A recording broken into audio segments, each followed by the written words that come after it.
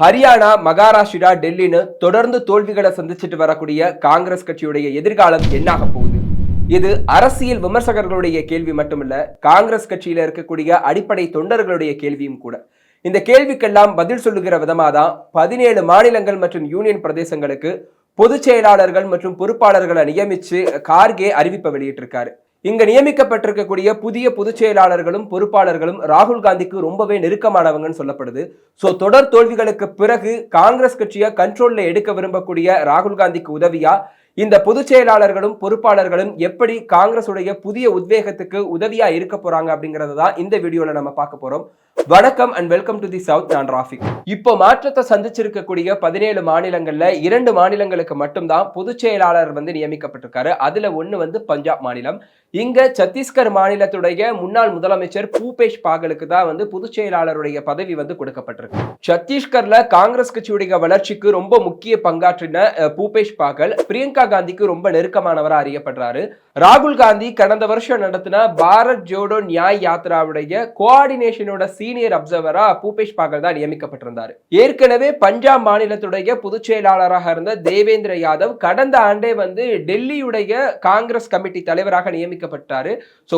One இயரா அவரே பஞ்சாபுடைய பொதுச் செயலாளராகவும் கண்டினியூ ஆயிட்டு இருந்த அந்த சூழல்ல தான் இப்போ பூபேஷ் பாகலை திரும்பவும் லைம்லைட்டுக்கு கொண்டுட்டு அவருக்கு பஞ்சாப் மாநில பொதுச் செயலாளர் பதவியை கொடுத்திருக்காங்க. பஞ்சாப் மாநிலம் 2027ஆம் ஆண்டு சட்டப்பேரவை தேர்தலை சந்திக்க இருக்கிறது குறிப்பிடத்தக்கது.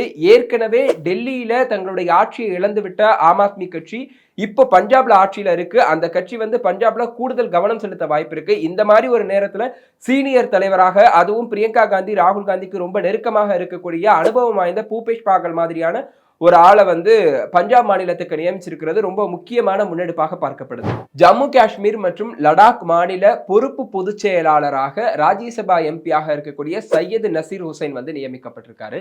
கர்நாடக மாநிலத்துல 2003ஆம் ஆண்டு இளைஞர் காங்கிரஸ் வழியா அவர் அரசியலுக்குள்ள நுழைறாரு.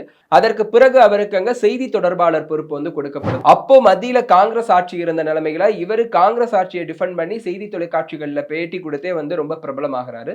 2018ஆம் ஆண்டு இவருக்கு ராஜ்யசபா எம்பி ஆகக்கூடிய வாய்ப்பு கிடைக்குது. அதற்கு பிறகு 2021ஆம் ஆண்டு ராஜ்யசபா காங்கிரஸ் எம்பிக்களுடைய கொறடாவாக சையத் நசீர் ஹுசைன் நியமிக்கப்பட்டாரு.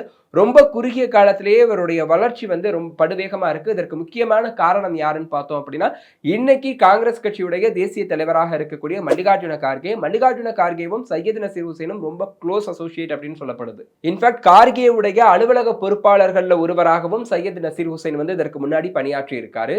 2024ஆம் ஆண்டு இவரை மறுபடியும் காங்கிரஸ் கட்சி ராஜ்யசபா எம்பி ஆக்கி அனுப்பி வச்சிருக்கு. இந்த சூழல்ல தான் குஜராத்தை சேர்ந்த பாரத் சிங் சோலங்கிக்கு பதிலாக ஜம்மு காஷ்மீர் மற்றும் லடாக் மாநில பொறுப்பு பொதுச் செயலாளராக சையத் நசீர் ஹுசைன் நியமிக்கப்பட்டிருக்காங்க. இதுவரைக்கும் இவங்க 2 பேர் மட்டும்தான் பொதுச் செயலாளர்களா நியமிக்கப்பட்டிருக்காங்க. இனிமே இந்த லிஸ்ட்ல நம்ம பார்க்க போற முக்கியமான புள்ளிகள் எல்லாருமே பொறுப்பாளர்கள், அதாவது மாநிலத்திலேயே பொறுப்பாளர்களா மட்டும்தான் நியமிக்கப்பட்டிருக்காங்க. அவங்க யாருன்னு ஒவ்வொருத்தரா பார்க்கலாம். இப்போ இமாச்சல் பிரதேஷ் மற்றும் சண்டிகர் மாநில பொறுப்பாளராக ராஜ்யசபா எம்பி ரஜானி பட்டீல் நியமிக்கப்பட்டிருக்காங்க. இவங்க மகாராஷ்டிராவுடைய பீட் தொகுதியில இருந்து ஏற்கனவே மக்களவைக்கு தேர்வாகி இருந்தாங்க. 2013, 2021 2 முறை ராஜ்யசபா எம்பியாக தேர்வாகி போயிருக்கக்கூடியவங்க.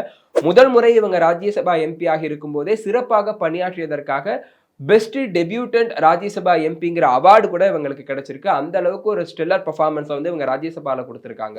பெண்கள் முன்னேற்றத்திற்காக தொடர்ந்து ராஜ்யசபால பேசக்கூடிய இவங்க கடந்த சில ஆண்டுகளா காங்கிரஸ்ல ஓரம் கட்டப்பட்டிருந்ததா சொல்லப்படுது. இப்போ அவங்க மறுபடியும் இமாச்சல் பிரதேஷ் மற்றும் சண்டிகருடைய பொறுப்பாளராக நியமிக்கப்பட்டது மூலமா லைம்லைட்டுக்குள்ள என்ட்ரி கொடுக்குறாங்க.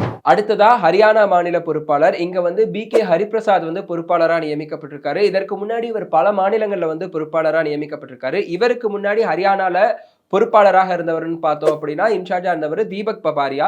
ஆனா லாஸ்ட் இயர் ஹரியானால நடந்த சட்டப்பேரவை தேர்தலில் வெல்ல வேண்டிய ஒரு தேர்தலை காங்கிரஸ் கட்சி தோற்று கோட்டை விட்டுச்சு. இப்போ அந்த இடத்துக்கு பி.கே. ஹரிபிரசாத் நியமிக்கப்பட்டிருக்காரு. இவர் 2006ஆம் ஆண்டுல இருந்து கிட்டத்தட்ட 12 வருஷம் தொடர்ந்து காங்கிரஸ் கட்சியுடைய பொதுச் செயலாளராக பதவியில இருந்திருக்காரு. 2018ஆம் ஆண்டு ராஜ்யசபா எம்பியாக அவர் இருக்கும்போது ராஜ்யசபா துணை தலைவருக்கான வேட்பாளராக காங்கிரஸ் கட்சி பி.கே. ஹரிபிரசாத தான் முன்னிறுத்துச்சு. ஒடிசா மாநிலத்துக்கு இன்சார்ஜா இருந்த பி.கே. ஹரிபிரசாத் வந்து 2021ஆம் ஆண்டு மேற்கு வங்கத்தில் நடந்த சட்டப்பேரவை தேர்தலின் போது காங்கிரஸ் உடைய பிரச்சாரத்தை கவனிக்கிறதுல முக்கிய பங்கு வகித்தவர். 2024ஆம் ஆண்டு ஜார்க்கண்ட்ல மூத்த ஒருங்கிணைப்பாளர்கள்ல ஒருவரா வந்து பி.கே. ஹரிபிரசாத தான் வந்து காங்கிரஸ் கமிட்டி வந்து அனுப்பி வச்சிருந்தது. அடுத்ததா மத்திய பிரதேச மாநிலத்துடைய காங்கிரஸ் கமிட்டி இன்சார்ஜா வந்து ஹரிஷ் சௌத்ரி வந்து அனுப்பப்பட்டிருக்காரு. இவர் வந்து அசோக் கெஹ்லாட்டுடைய அமைச்சரவையில வந்து ஒரு அமைச்சராக இருந்தவர். 2021ஆம் ஆண்டு வந்து பஞ்சாப் மாநிலத்துக்கு பொறுப்பாளராக அவர் வந்து நியமிக்கப்பட்டிருந்தாரு. 2022ல வந்து அங்க சட்டப்பேரவை தேர்தல் வந்து நடந்தது. அதே போல 2024ஆம் ஆண்டு பஞ்சாப்ல நடந்த அந்த மக்களவை தேர்தலுக்கு முன்னாடியும் இவர் வந்து அங்க பொறுப்பாளராக அனுப்பப்பட்டிருந்தாரு.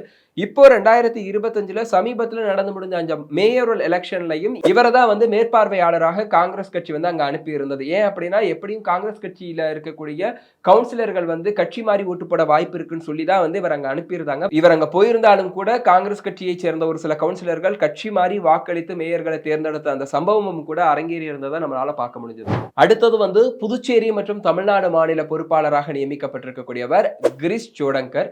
இவருக்கு முன்னாடி இங்க பொறுப்பாளராக இருந்தவர் யாருன்னு பார்த்தோம்னா அஜய் குமார். அவருக்கு பதிலாக தான் இப்ப கிரிஷ் சோடங்கர் வந்து நியமிக்கப்பட்டிருக்காரு. 2018ஆம் ஆண்டு வந்து கோவாவுடைய மாநில காங்கிரஸ் கமிட்டி தலைவராக வந்து இவர் தான் நியமிக்கப்பட்டிருந்தாரு. அப்போ வந்து அங்க பாஜக ரொம்ப ஸ்ட்ராங்கா இருந்த போது மற்ற தலைவர்கள் எல்லாம் கொஞ்சம் தயங்கி ஒதுங்கி இருந்த நேரத்தில் கிரிஷ் சோடங்கர் வந்து களத்துல இறங்கி ஆடினாலேயே வந்து நாடு முழுக்க ஃபேமஸ் ஆனவர். இதற்கு முன்னாடி வந்து கிரிஷ் சோடங்கர் வந்து வடகிழக்கு மாநிலங்களான திரிபுரா, நாகாலாந்து, சிக்கிம் மாதிரியான மாநிலங்களுக்கு தான் வந்து காங்கிரஸ் கமிட்டி பொறுப்பாளராக அனுப்பி வச்சிருந்தாங்க. அதற்கு பின்னாடி பார்த்தோம் அப்படின்னா ஜார்க்கண்ட்ல 2024ஆம் ஆண்டு சட்டப்பேரவை தேர்தல் நடக்கிறதுக்கு முன்னாடி அங்க வந்து ஸ்கிரீனிங் கமிட்டியுடைய சேர்மனாக கிரிஷ் சோடங்கர் தான் வந்து நியமிக்கப்பட்டிருந்ததை நம்மளால பார்க்க முடிஞ்சது. சோ அடுத்த ஆண்டு வந்து தமிழ்நாட்டுல சட்டப்பேரவை தேர்தல் நடக்க போகுது. அதே நேரத்துல புதுச்சேரியிலையும் சட்டப்பேரவை தேர்தல் நடக்க போகுது. சோ இந்த மாதிரி ஒரு சிச்சுவேஷன்ல ரொம்ப களத்துல ஆக்டிவா இருக்க மாதிரியான ஒரு லீடர் வேணும் அப்படிங்கிறதுக்காக கிரிஷ் சோடங்கரை வந்து காங்கிரஸ் தேசிய தலைமை இங்க தமிழ்நாட்டுக்கும் புதுச்சேரிக்கும் பொறுப்பாளராக அனுப்பி வச்சிருக்கு. அடுத்ததா ஒடிசா மாநில பொறுப்பாளராக வந்து அஜய்குமார் லல்லு வந்து நியமிக்கப்பட்டிருக்காரு. இவர் ஏற்கனவே வந்து உத்தரப்பிரதேசத்துல ரொம்ப ஃபேமஸான ஒரு லீடர்.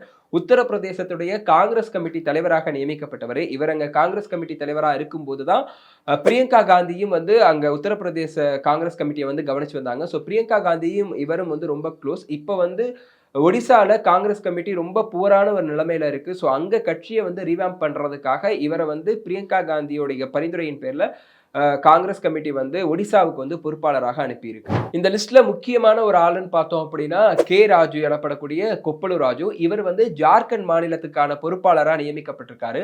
1981ஆம் ஆண்டு IAS அதிகாரியான கொப்பளு ராஜு வந்து தகவல் அறியும் உரிமை சட்டம், உணவு பாதுகாப்பு சட்டம், கல்வி உரிமை சட்டம், மகாத்மா காந்தி ஊரக வேலைவாய்ப்பு திட்டம் மாதிரி யூபிஏ கவர்மெண்ட் கொண்டு வந்த முக்கியமான திட்டங்களை எல்லாம் வடிவமைத்து கொடுத்த நேஷனல் அட்வைசரி போர்டில் வந்து செக்ரட்டரியா வேலை பார்த்தவர். அங்கிருந்து தான் இவருக்கும் ராகுல் காந்திக்குமான பழக்கம் வந்து ரொம்ப வந்து நெருக்கமான ஒரு பழக்கமா மாறி இருக்கு.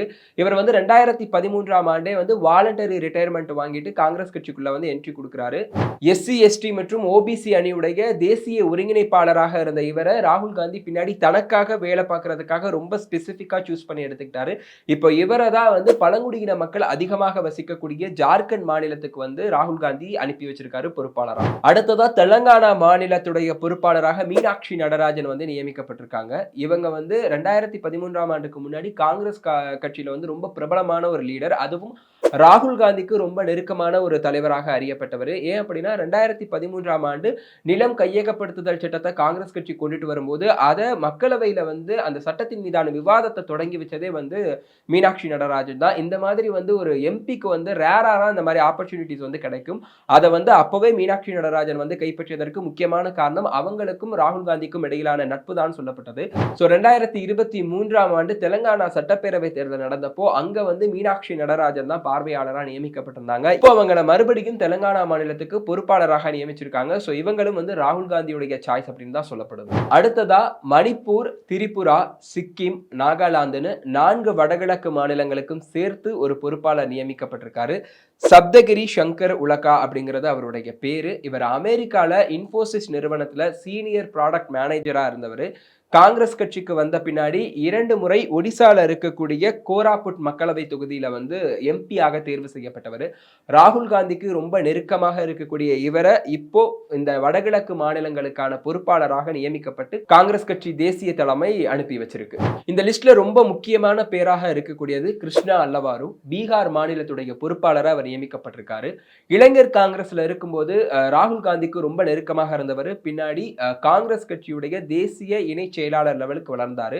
இவர் இப்ப பீகார் மாநிலத்துக்கு போகக்கூடிய அந்த சிச்சுவேஷன் ரொம்ப நெருக்கடியான சிச்சுவேஷன். ஏன் அப்படின்னா, இந்த ஆண்டு இறுதியில பீகார்ல வந்து சட்டப்பேரவை தேர்தல் வந்து நடக்க போகுது.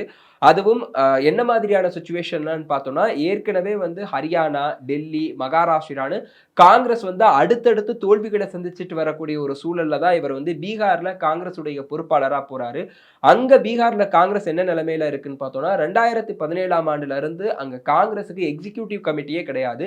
சோ அப்போல இருந்து 8 வருஷமா ஒவ்வொரு எலெக்ஷனையும் வந்து ராஷ்டிரிய ஜனதாதள் கூட்டணியில அந்த கட்சியுடைய தயவுல தான் வந்து காங்கிரஸ் கட்சி சந்திச்சுட்டு வருது. சோ கிருஷ்ணா அல்லவாரு அங்க கிரவுண்ட்ல காங்கிரஸ் கட்சியில என்ன மாதிரியான மாற்றங்களை கொண்டுட்டு வர போறாரு, சோர்ந்து போய் இருக்கக்கூடிய அந்த தொண்டர்களை எப்படி வந்து உத்வேகப்படுத்த போறாரு அப்படிங்கிறது எல்லோருடைய எதிர்பார்ப்பாகவும் இருக்கு. பீகார்ல காங்கிரஸ் கட்சி பெறக்கூடிய அந்த வெற்றி தான் வந்து இந்தியா கூட்டணியில காங்கிரஸ் கட்சியுடைய இமேஜை மறுபடியும் தூக்கி நிறுத்தும் அப்படிங்கிறது எல்லாருடைய கணிப்பு. சோ அதை வந்து கிருஷ்ணா அல்லவாரு வெற்றிகரமா செஞ்சு காமிப்பாரா அப்படின்னு அவர் மேல ஏகப்பட்ட எக்ஸ்பெக்டேஷன் இருக்கு. இந்த எக்ஸ்பெக்டேஷன் கொடுக்கிற ப்ரெஷருக்கு மத்தியில எப்படி கிருஷ்ணா அல்லவாரு பெர்ஃபார்ம் பண்ண போறாரு அப்படிங்கிறத நம்ம பொறுத்து இருந்து தான் பார்க்கணும். சோ இந்த லிஸ்ட்ல இப்ப நம்ம பார்த்தா பூபேஷ் பாகல் மாதிரியான சீனியர் லீடர் தொடங்கி கிருஷ்ணா அல்லவாரு வரைக்கும் எல்லாருமே வந்து ராகுல் காந்தி அப்படி இல்லைன்னா பிரியங்கா காந்தியுடைய சாய்ஸாக தான் வந்து பொறுப்பாளர்களாக நியமிக்கப்பட்டு அனுப்பப்பட்டிருக்காங்க. ஸோ இவங்களுடைய வேலைகள் எல்லாமே காங்கிரஸ் எதிர்பார்த்த அந்த முடிவுகளை, ராகுல் காந்தி எதிர்பார்த்த அந்த முடிவுகளை கொண்டுட்டு வருமா அப்படிங்கிறத நம்ம பொறுத்திருந்து பார்க்கலாம். நன்றி.